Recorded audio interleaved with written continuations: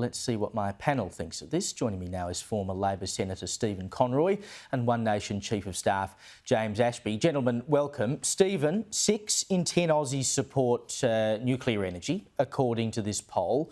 Why is Labor continuing with the scare campaign?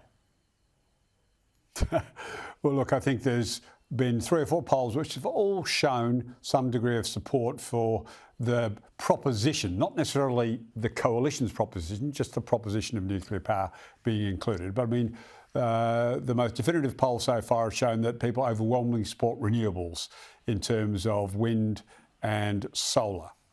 So I think we need to keep that in perspective, and that nuclear rates much lower down that ranking than the broad number that you just tried to suggest.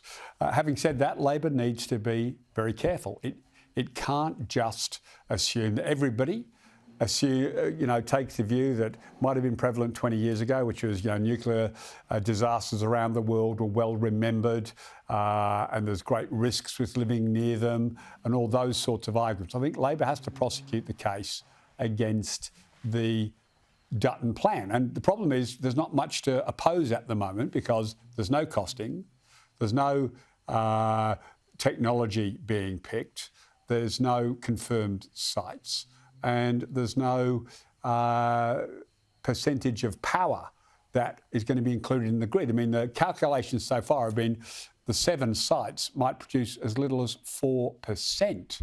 Well, what's the other 96% if only 4% is coming from the nuclear option?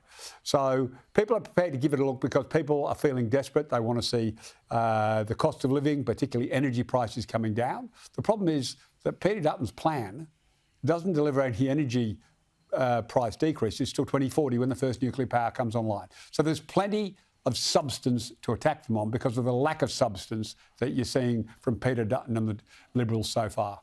Well, as for the other 96%, I mean, we've got things like gas and whatever that we export readily that we could probably use here. And we saw a story today I talked about earlier, Victoria is essentially running out of gas. I mean, how in a country like Australia do you run out of gas? But James Bowen said today, and I played the clip earlier, that he's ready to talk about this every day until the next election. I feel like they're kind of buying into the game that the coalition set up for them here.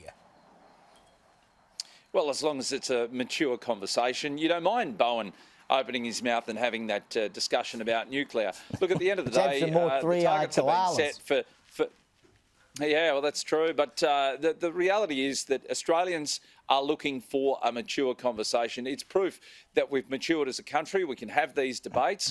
But by all means, we should have never, ever, ever blocked the ability for Australia to have nuclear in the first place. And sadly, that was a decision of Howard with the support of the Greens at that time. But look, I've got extended family that live in Biloela, one of the sites where the Callide Power Station is. I spoke to them just a week ago when this announcement was made, and I said, "How do you feel about it?"